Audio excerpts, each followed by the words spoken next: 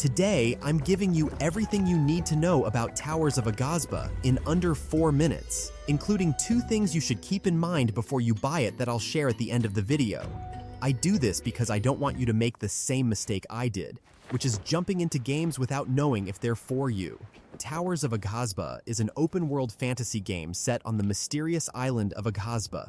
You're tasked with rebuilding the ancient Shimu civilization while balancing the restoration of its wild ecosystems. Think of it as a mix between a city builder, an exploration game, and a survival game.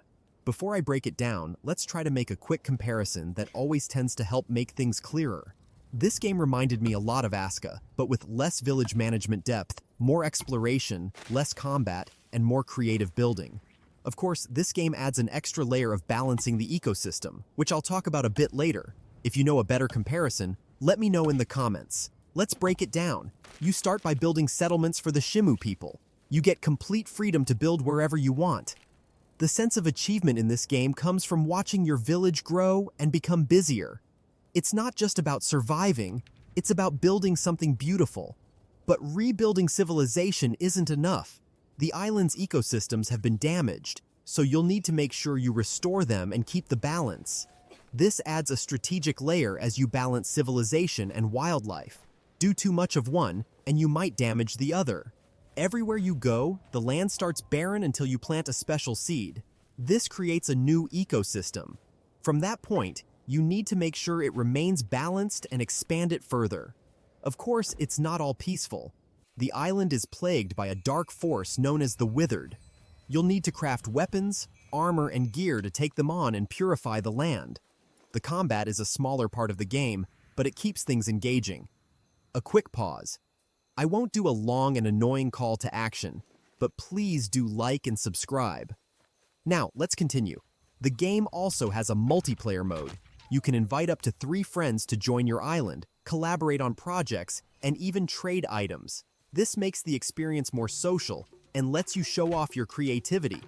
Overall, the game is quite task-focused. You do quests and fulfill orders to progress.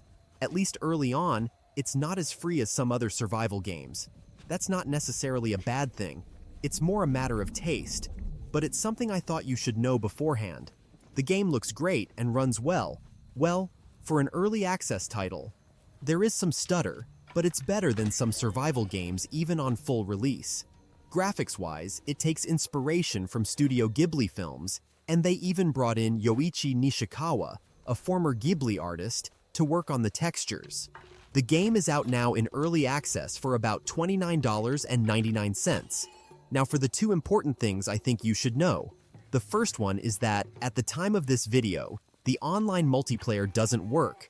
Secondly, the Xbox controller isn't recognized.